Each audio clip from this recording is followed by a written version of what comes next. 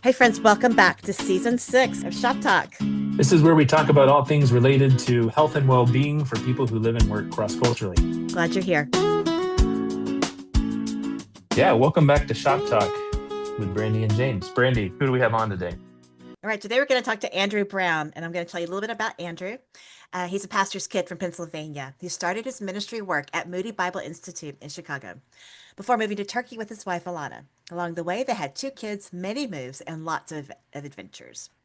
Andrew has an MA in clinical psychology from Wheaton Graduate School and was one of the first counselors at Olive Tree Counseling Center. Presently, he serves as the program director at Alongside, providing retreat-based counseling and care to individuals, couples, and families serving in vocational ministry.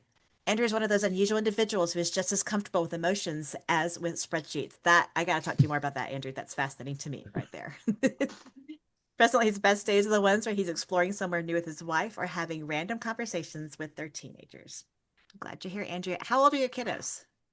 Yeah, it keeps changing, so it's a bit hard to keep track. But last I checked, my daughter is 16, almost 17, and my son is 14, and he is taller than me and is now blocking my shots in basketball. Oh my goodness. The nerve. We're excited to have Andrew on because we're going to learn more about Alongside, the ministry is a part of, and how they care for cross-cultural workers in 3-week intensives, and hopefully talk a little bit about the intensive model and maybe even dial in a little bit of what kind of people are a good fit. I know there's a lot of different places. There's Sitwell, where I'm at, and the Olive Tree, and Tumaini and Kenya, Cornerstone, these different places that kind of offer an intensive model. And not all of them, they're all different. They all offer different types of things. And we'd love to hear more about what Alongside brings to the table. And for people who are looking to make referrals or connect with their staff with that resource, who might be a good fit. So why don't you start with just a little bit of an overview of what you guys do over there in Michigan? Yeah, I'll tell you about Alongside. I will also say it's neat to have been at Olive Tree as well. So my hope today is definitely to help people understand the intensive model, and I think that's some of what we wanted to talk about because there are some distinctives about it that we do it Mm, a certain way at Alongside, but most of my experience clinically has been in the intensive model, and it's really powerful mm, when it's the right fit. So yeah, tell you about Alongside, but also some of what I will share really like will go for like a lot of the other places that mm. are doing great intensive work as well. But yeah, so here at Alongside, it's a ministry that's like 25 plus years old. And I've been here in a variety of capacities. I first came through as a participant, didn't know what counseling was before that. So my first counseling experience was actually in the Alongside intensive model. Came back through as an intern a few years after that. And then after some time in Turkey at Olive Tree, came back around. Basically, I'm trying to like fill every role that I possibly can alongside if possible. Have you done it yet? Are there still some roles you haven't filled yet? There's just a couple left, but I did get to drive a snowplow the other day, and so Ooh. like that's not a formal role, but it was a blast and a little bit scary. So yeah, I'm a big fan of intensives in general, and I think the way that Alongside's developed to do it specifically. So we are cohort based, and so we found that to develop, really it's a community that takes shape very quickly. We try to set the table, create a culture, but we try to make sure it's safe. And so we try to do as much as we can to make sure people don't know each other before they get here. But we have 12 apartments on our main campus, and we try to fill them each program. So it could be individuals, couples, families that come through. Generally, they don't know each other before they get here, but by the end of the 3 weeks, they tend to know each other like very, very well. And the other thing that they kind of figured out a long time ago, I think maybe this was born out of the Narramore Christian Foundation model, was to combine psychoeducation plus group processing plus personal counseling, especially in a community model, is just incredibly powerful. And so our main program is a 3-week renewal and growth retreat, and it incorporates all 3 of those elements each day. And they really kind of build on one another. As a therapist, it's great because then you have other counselors that are part of a person's process. We can do really good coordinated care of them. But as a participant, you have people that come in and it's like, boy, I don't know exactly why I'm here. Somebody just said I should come. and the seminar content really starts to open things up, and oh, I think maybe that is why I'm here. I'll just add one other piece. Like for me, coming through as a participant, I think that like the group component was super powerful. And so, yeah, I think one of my favorite things to do here is to lead those groups, help people learn how to be present with one another, and just see the amazing things that takes place. Brene Brown talks about the most powerful thing a person can hear is someone saying me too. And I think you're setting people up well to have that kind of shared, oh, that was my experience as well. Yeah. I've got the benefit of having done two alongside mini programs at Tumaini when I was there. So we got access to your material and set it up exactly the same way, but did 2 instead of 3 weeks. So really value what you brought. Do you want to talk a little bit about some of the types of content you have in that psychoeducational pieces in the morning? Yeah. So a few years ago, we tried to say, okay, like it's evolved over time, but as an overview, like what is it that we're leading people through? And really we realized in that first week, a lot of what we're doing is just trying to help them name what they've been experiencing internally. So, we'll kind of set the frame in different ways, but we'll talk about anxiety and stress, depression, anger. I mean, some of those things that catch our attention, but until somebody attaches language to it, it's like, okay, there's something, but what is that? And so we see a lot of lights go on. In the second week, I think we shift more towards kind of what's happening inside of a person in terms of identity, and then what's happening between people, interpersonal relationships.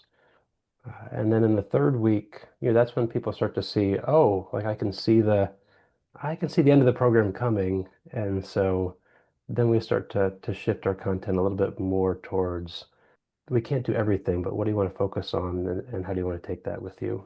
So I would say, parting well is part of that. And then another important one would be community, which, yeah, after people have experienced it, I think it's easier for them to start to imagine what community could look like and maybe how much they need it. And just so you've talked about the flow of when you have like a session in progress, what does the typical day look like? So it's going to depend a little bit if you're here with kiddos or not. And so, yeah, one of the things that developed over time is like a really robust kids and teen program, which isn't always therapy, but it's always therapeutic. And then we also have therapy that's available upon request if needed for kids and teens. But yeah, so basically at the beginning of the day, the adults start at 8:45. After the kids are dropped off, if you have them, we have a devotional time together. There's two seminar topics that we cover in the morning with a break in between. And then we go straight into process groups after that. So after that, it's a break for lunch. Everybody has a kitchen. They can go back and make the food that they like. They have to remember to pick up their kids along the way and then drop them back off after lunch. And so in the afternoons, there's just 1 hour of personal counseling for each individual or couple that's here. And largely the rest of that space is unscheduled or unprogrammed. We have a few community things that people can do, some facilitated fitness. I think we have a cookout sometimes, a dessert social other times, just to develop some of that community. But I'd say it's a lot of work up until mid-afternoon, and then there's a lot of space for not working or connecting with one another, recreation, things like that. Do you find that the participants are pretty exhausted from the internal work going on with them as they're, processing and going through the program? Yeah, I mean, you can imagine probably a lot of our participants actually show up exhausted.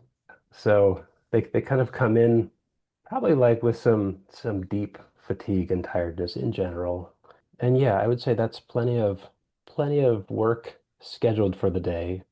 Yeah, I would say even by the end of 3 weeks, like it's been good. Sometimes people wish they could do more, but there is also that sense of like, okay, this is an intensive, and I think it would be hard to maintain that rhythm much longer than that. So I think some place like a place like Link Care, like a lot of times they'll go longer, but I do think that they reduce the intensity like during the week, just acknowledging that everybody has limits. So yeah, I think you're right. It's enough. Yeah. What I really appreciate about what Alongside does is you bring in that community component that I think most of the other places don't do intentionally. It sometimes happens, like I think at Link Care, it depends on who happens to be there. It's not necessarily planned, and it's sent well. Sometimes we'll have multiple intensives going on at the same time, but often that's the community piece is more of a byproduct unless we're doing a specific program or retreat. And I think the retreats can be much more community oriented. But I think building that in is a really powerful thing. I think MTI does some group debriefings too that really build in that kind of community component. And I think so many people on the field have these moments where they think, and I'm the only one who's experienced this. I know that's been true for some of my experiences that have been hard. You run into some team conflict or some interpersonal challenges, and you're like, I'm clearly the crazy one, and nobody else has experienced this. And I'm not doing what I thought I was going to do. I'm doing something totally different that I feel totally unprepared and ill-equipped for. And then all of a sudden you get to this group environment and everybody's saying, yes, that's me too. Yeah. And it's a beautiful thing. I also have like a ton of gratitude for our registration team Mm. because the work that they do to try to help create safe cohorts, it's a small world. And so the work that they do to try to make sure that it's it's safe enough to be together in it and be open and vulnerable.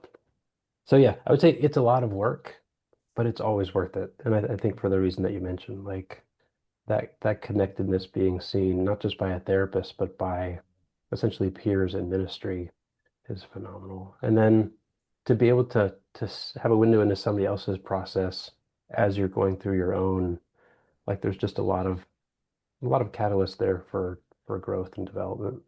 The reason you try to have the cohorts where they don't really know each other beforehand is because it helps with the sense of security in a way. Like if you know someone in advance, you may have a history with them that you feel like you don't feel safe in being vulnerable and stuff like that. Whereas you're all sort of starting at the same point together, that helps with the process, Yeah, yeah, the work world is a small world.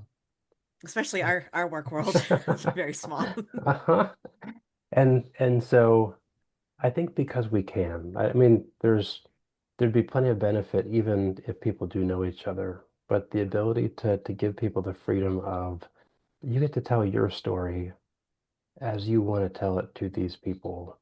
And you get to be as open and raw as you want to. Because sometimes in processing, like I'm going to say things, and that's not the full picture. It's not all that I mean, but it's really helpful to be so free to just let it come out.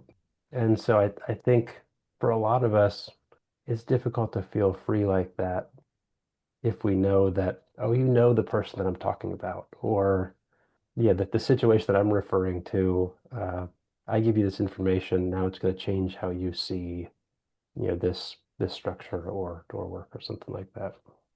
I wonder if you could talk a little bit about in that process, how do you know who's a good fit? And then maybe we can use that to kind of launch and talk about some of the different intensive models and how you know if somebody's a good candidate for that model. Mhm. Do you know Sandy Trzynski? She's a counselor friend of mine with Crew. I don't know her personally, no. Yeah, she talks about a friend actually said he doesn't like the word intensive because it sounds intense, and that's not always what people are ready for. She likes the word immersive, and I'm like, I really like Mm. that word as a better description of what's happening because it's the goal isn't necessarily to ramp up intensity; it's just a short period of time. So I like immersive as a word to define it. But Well, when that's you true think because about, yeah, a lot of us have come from intense situations, so yeah, we're not that's looking right. for that. Yes. Yeah, absolutely. I love that. So thinking through candidates, what type of people are a good fit for alongside in their journey? Yeah, I would say it's in some ways you look at what's a good fit for counseling and show me a person that's not a good fit for counseling. And it's usually the person that doesn't want to be there. So so anybody that has the ability to say, well, I don't have it all figured out. And it would be good to journey with some people. Like that's generally speaking, like that's a good fit. I think for our situation specifically, there's some screening things we look at. Just are they going to be able to engage with a cohort well? And so it's a short list, but there's certain struggles that somebody might be dealing with where it's like, okay, like this model in the cohort, it might not be quite time for you to engage with this. And so oftentimes we'll have a counselor connect with somebody like that beforehand. Because it's not like a no never, but it's just, hey, let's talk about to help you get to the place so that it would be a good fit.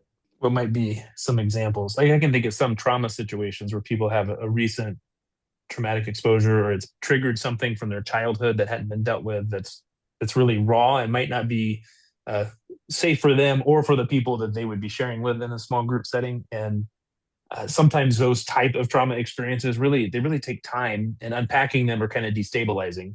So the more you kind of to dig into that difficult experience, whether you're doing EMDR or trauma focused CBT, something that it can be actually activating them in some way. So there's a time component that might make them not a good fit. What are some of the other ones you can think of that maybe not yet? Yeah, I would say we've seen good trauma processing work take place here. Mm, It is really helpful if they've debriefed it first. Yeah, right. have Okay. some sort of debriefing, kind of see what's there, and then you kind of know what you're getting into. Because it is difficult for somebody when they're caught off guard Mm, by things coming up in a cohort setting as opposed to something that's a little bit more private. Yeah, we're not an inpatient program, even though we're residential, which means the staff do go home at night. And so people that are going to struggle to be safe when mm, they're on their own in the evening would not be a good fit. We're not an addiction treatment center, so like substance abuse, things like that. There are better programs certainly for something like that. Relationally, you think about coming for marital work. We can be a great experience for that. It's super helpful to see what's going on in other relationships in a safe way, which kind of normalizes some what you're experiencing in your own.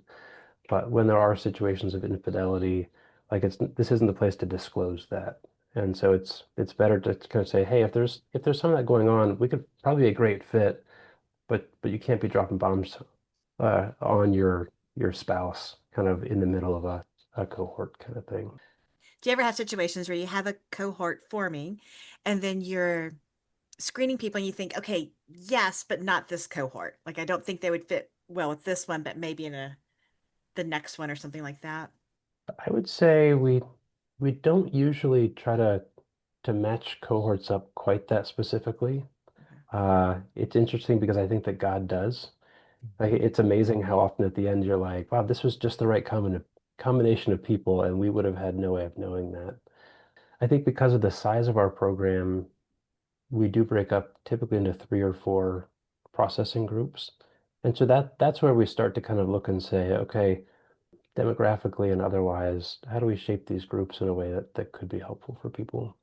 If someone is listening to this, are they interested in intensive counseling? What are some things that they could do? Like, what are some first steps they could take to pursue being involved, like in a program and alongside, for instance? I would say there are like really lots of great resources out there, and there's not necessarily one perfect fit for a perfect need. But I would say to ask around with people that do kind of understand some of the different modalities, somebody that's had an experience there, try to find a fit. But of course, all of us are going to say, "Hey, just give us a call and we'll talk you through it." And so, yeah, I think when I think about like us, Link Care, MTI, like a lot of us have a sense for what we do, what other people do, and so sometimes people are like, "I need something, but I don't know exactly what that something is." Yeah, generally we're all happy to kind of have a conversation with somebody, hear what they're looking for, and even help them determine what the best fit might be.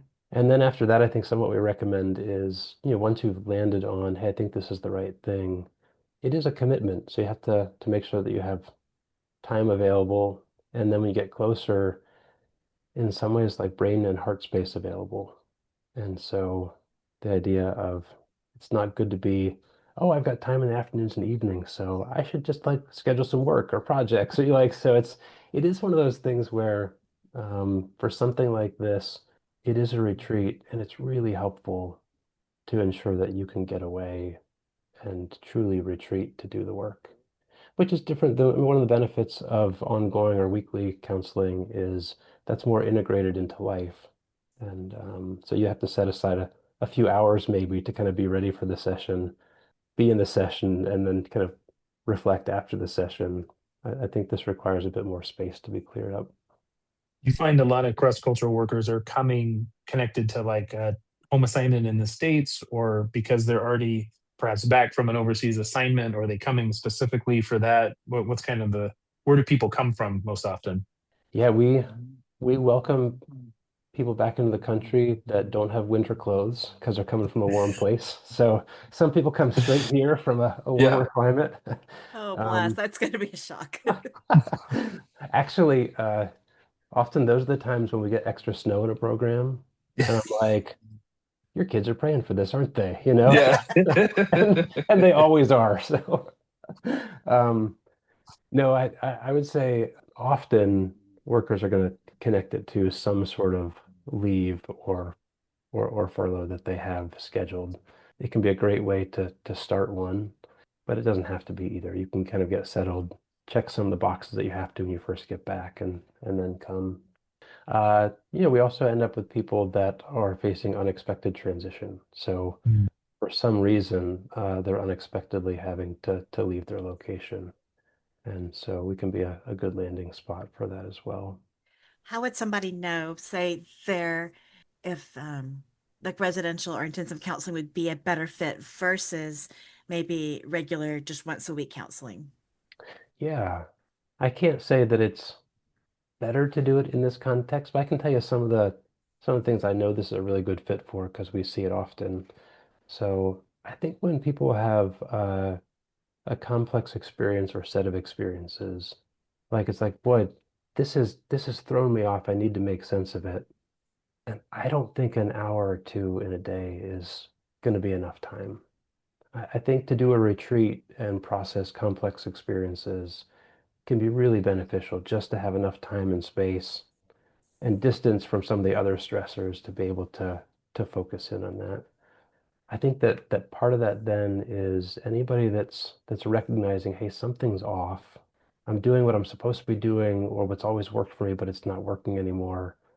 It's the same kind of thing, even if there's not some event, but to be able to truly retreat and spend some focus time with others processing that.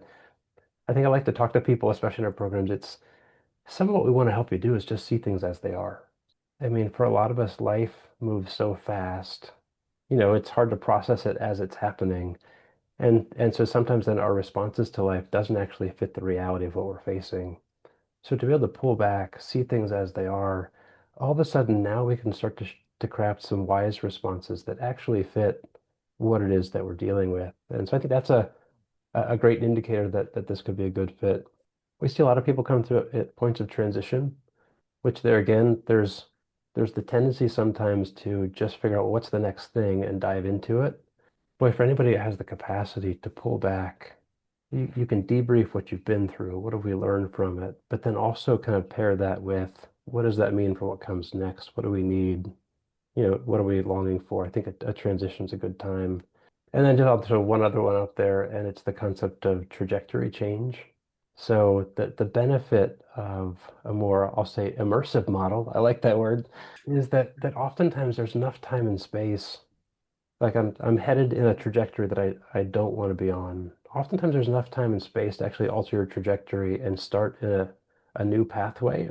But then the program comes to an end. So it's not typically I've got my new trajectory, so I'm all good. It's I've got my new trajectory, and what are some ways that I can get support to maintain that trajectory? And so those are situations where like, hey, ongoing counseling that we may or may not be able to do, it's going to be really important for you to maintain this progress. So oftentimes we're kind of looking at our list like, hey, who can we connect you with that's going to be able to walk the next leg of the journey with you?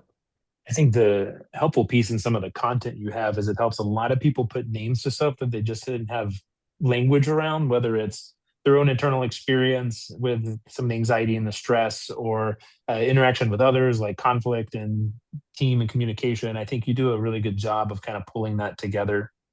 I wonder if we could talk, just because we have the benefit of you having been at Olive Tree and myself at both Tumaini and Sentwell, of talking through some of the other types of intensive models, and helping people that are listening, particularly in organizations or in staff care, have a sense of like, well, who's good to refer to, or what are some of the, you've already mentioned link care and MTI. And as we toss out lots of acronyms, to let's unpack some of those a little bit. And I know those change over time, and you and I aren't necessarily at those other places, but at least from what we hear and what we know might be helpful as people think through, wow, I'm looking for resources or referrals, or I have this person who might be struggling. And I love the trajectory, because that trajectory could be stress or burnout or fatigue or interpersonal conflict that might be noticed by either themselves or their team or their team leaders. I'm looking for a way of saying, hey, is actually something you should pause and lean into.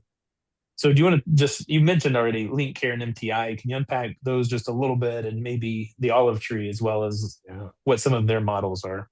Actually, I'm gonna stop and sip my tea. Please. You've been at Scent Well.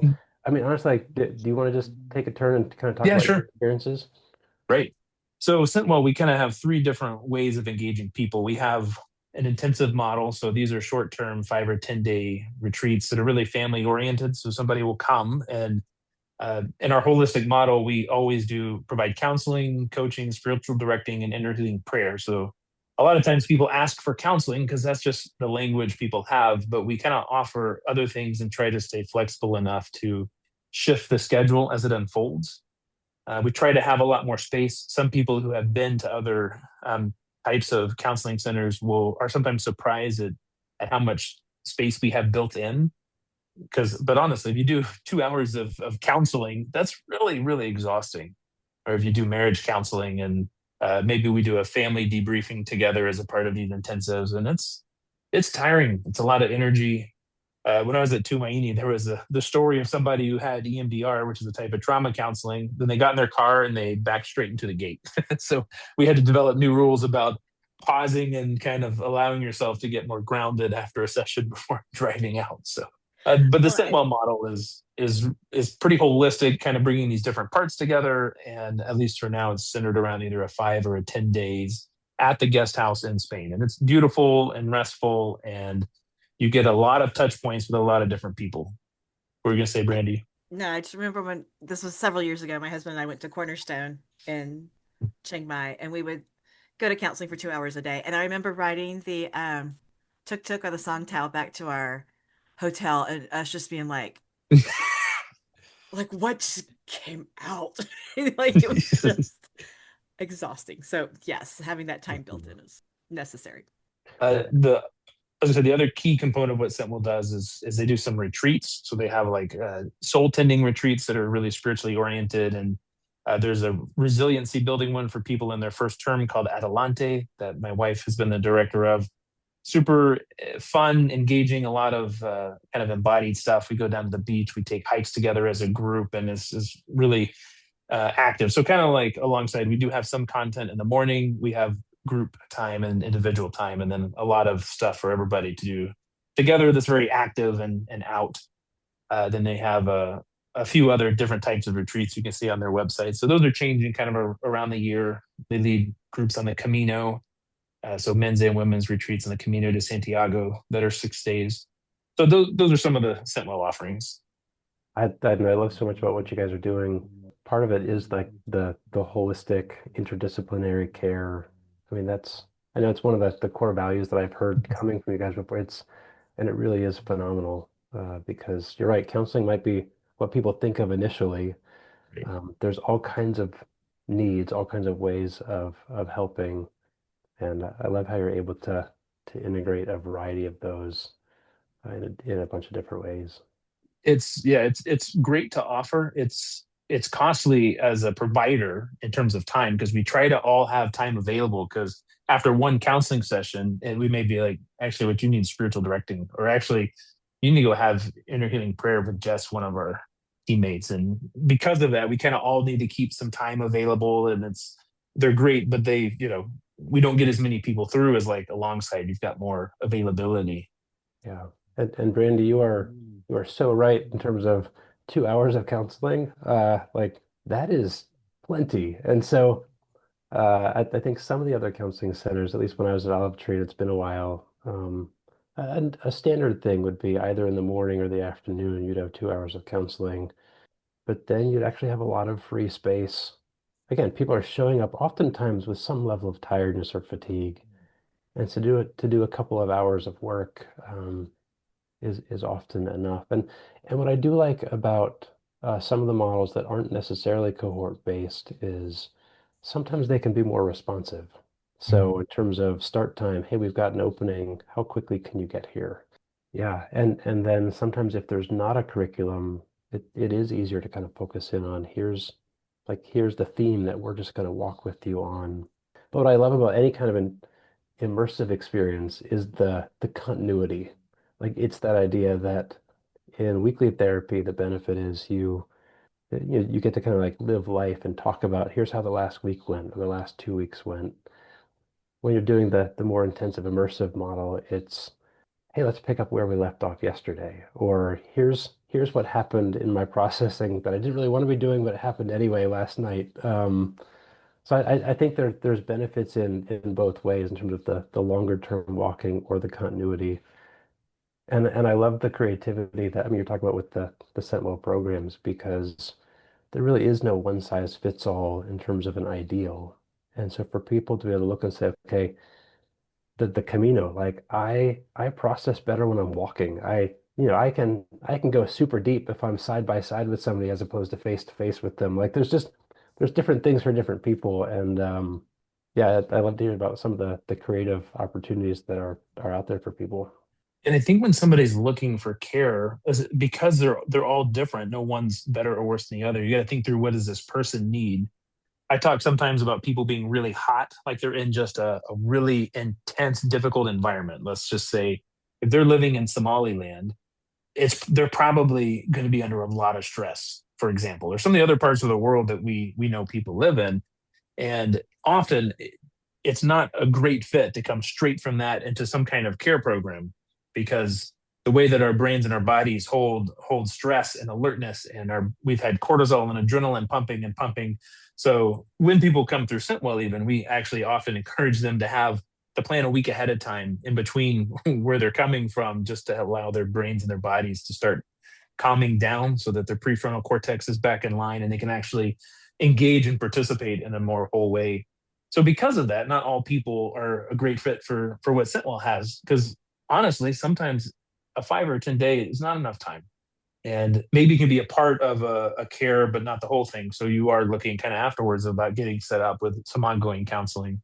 I think Tumaini, they have historically also had psychiatrists available, which can be really helpful to get more of a medical model that's available to do some assessing and some care that can be really helpful. And I know Cornerstone has psychiatrists on staff as well. The Well in Thailand, has a predominantly counseling, but has also brought other pieces in. They've had spiritual directors and a little bit more of a holistic approach in the past. I'm not up to date with who all they have there now. I just want to add in that idea of like identifying what people need. One of the things I would just invite people to consider is the level of connectedness with other people that they want or don't want in a certain season. And so there's certain models where it's what they really do need is some time away from people. And so certain models that are less interpersonally intense or cohort based are probably going to be a better fit. There's other people that they've been in isolation for such a long time, like their relationship bucket is empty, and they're like, I need people. And I don't think we mentioned Heartstream yet, but Oh, Heartstream's right. model, like you're actually having meals together as well. So it's highly relational, highly immersive. So just one other factor for people to consider is that level of interpersonal need in that season. And if you have a husband that's looking for more interaction and a wife that's looking for less, I don't know what you do with that. Find something in the middle, right? But that's just one other thing to consider as you're looking for a good fit. It's something like Breathe or Ava or Traction. Those are great programs that are Ava specifically for women and Traction specifically for men. And they kind of have a similar model where they have worship, they have some content, they have group processing and individual therapy. And I think Breathe is family in Switzerland, a family oriented one as well. Mhm. There's some misconceptions that participants may have that could hold them back from even pursuing immersive care, or even once they're there, kind of hold them back from fully participating in it. Yeah, I'd say shout out to the younger generations who are doing a really good job of I'm saying yes, but that's not me.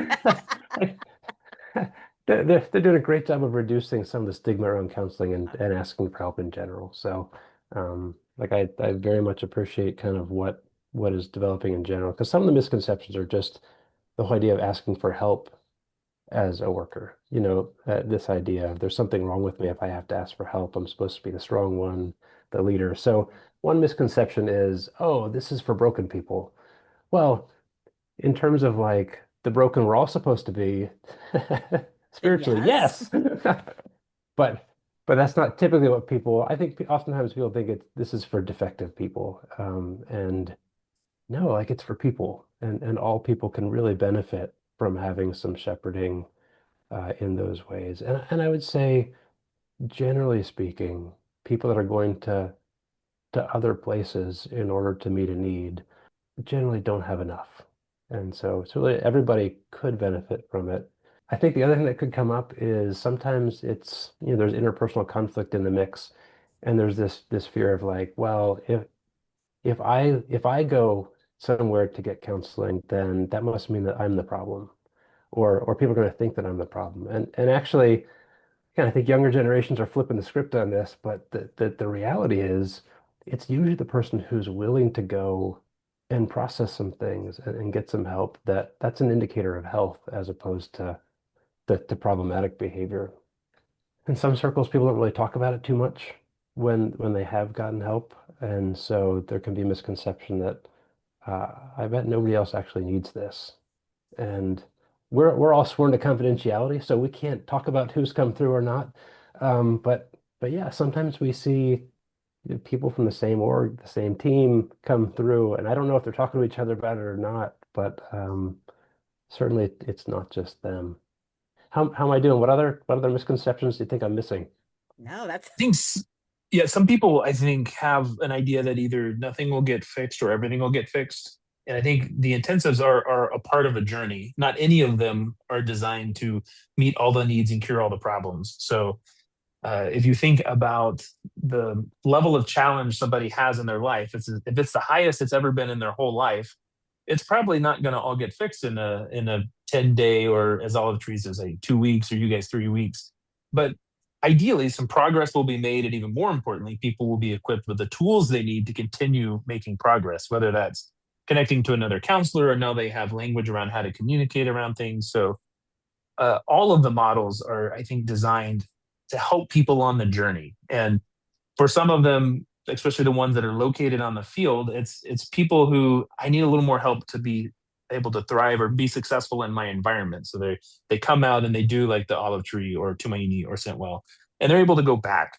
Uh, there are some people for whom actually getting out of their zone for a longer amount of time is actually the right move and absolutely okay. We don't measure success and failure through attrition. We measure it through, are you where God wants to be, and are you thriving? So I think just being aware that it's not a, none of them are designed to be a fix all or a cure all or to solve everything. Sometimes they just help people be able to discern better what decision they need to make. I think it's while we have a lot of people come in, and some of them don't go back to their place immediately. They may go back and spend some time in their home context or in another place to continue learning and growing and getting care and healing. And some people are able to get what they need and go back and make some adjustments that really help them be more thriving in their places of work. That's a misconception I see sometimes. I'll add one delicately. Yeah, uh, what you just described is like, oh, like this will fix my problems. The other misconception is this will fix their problems. Yeah. the person sitting next to me usually. Exactly. Or it's like, boy, if I can just get them to go to counseling, then like that'll straighten them out. And That's right. I think it's the kind of thing where very rarely, if ever, will a counselor or other like helping professional take the place that you play in a person's life. Like if you're in a relationship with somebody as a spouse, as a friend, as a leader, Mhm. the Holy Spirit has some reason that you're in that vantage point in their lives. And so I understand lots of times we're trying to kind of like point that out. They're not receiving it. So I understand that sometimes like people feel like, well, I've tried, but I do think that sometimes people can be like, well, if I only get them to a counselor, then clearly they'll see. And I would say you probably think the same way. Like we're much more systemic in our thinking than that. When you look at a dynamic between two people or a group of people, almost always there's things that each person can shift or change in some ways to make the relationship and collective function better. As we wrap up, do you have any other thoughts or resources? We have a lot of people listen that are part of sending organizations or sending churches. Any advice or wisdom you would give to them and how they can prepare and care for their staff well, or how they can know where to reach out to if they feel like their people need some help? So this is probably not what you're asking about, but So share it anyway. I think I think part of me says, boy, I'd love for us all to keep considering like where we're being formed.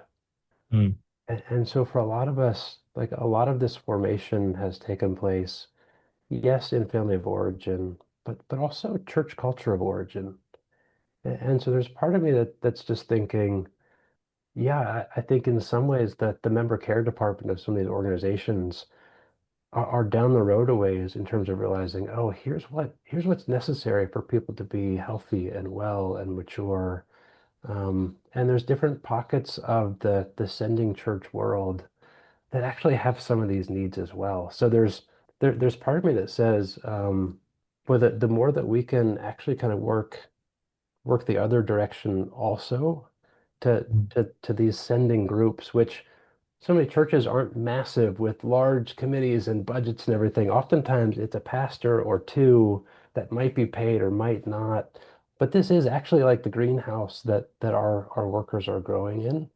And so I think in some ways to be advocates for these resources for those people in church ministry, and it's not just the pastors, right? Like the elders' wives, the Sunday school teachers.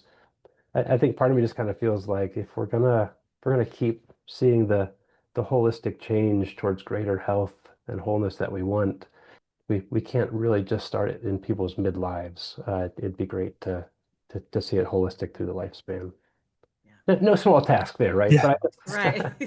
But And that's where like the theology of suffering and theology of work yeah. really starts percolating in yeah, Mhm. people's lives. And so if you could really start thinking about it then you're going to be able to develop hopefully more healthy attitudes and perspectives on those things. Exactly. I did a few seminars in PNG in Papua New Guinea.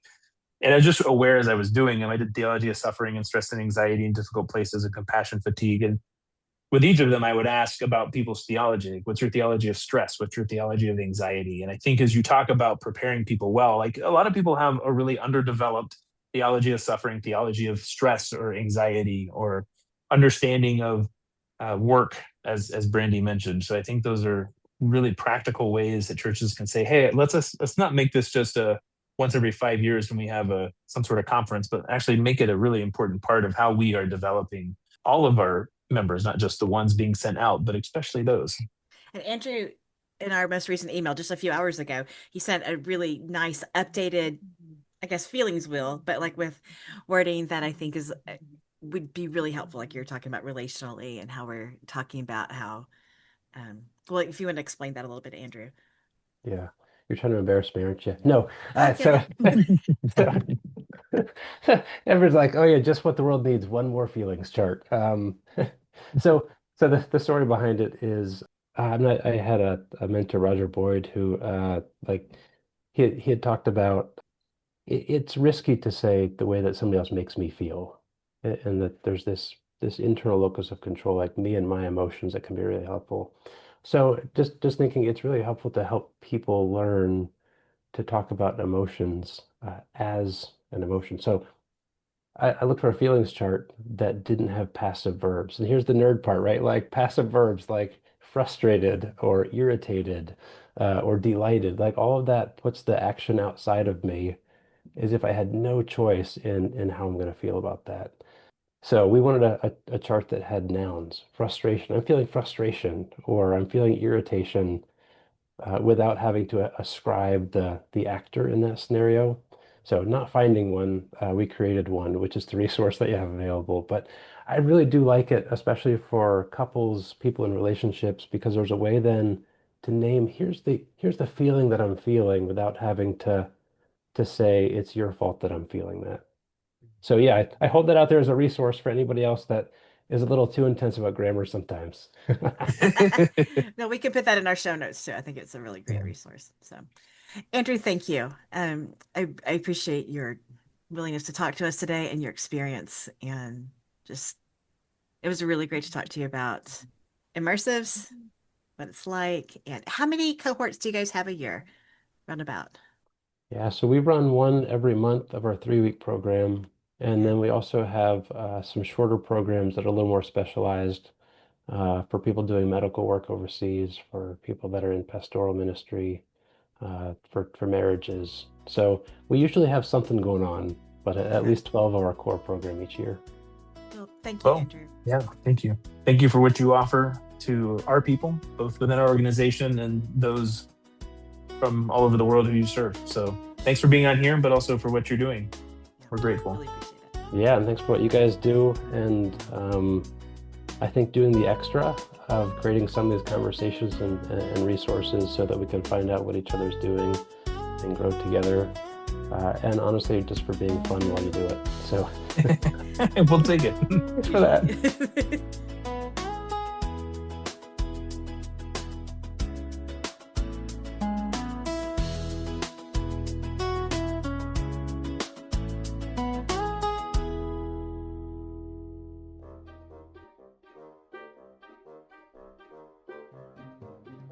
And James, you're technically here, or like, do you exist or not? Because you're on sabbatical, right? I am not here. That's right. I am on sabbatical.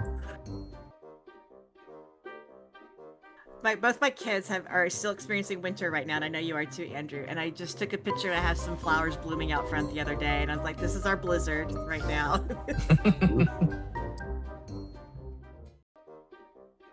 Sure. I should ask, is this video too or just audio? Just audio. Oh, good. So if I dab my nose or something, it's... Yeah, you can dig for gold and nobody will know. That's going at the end, Cred. At the end. Nice.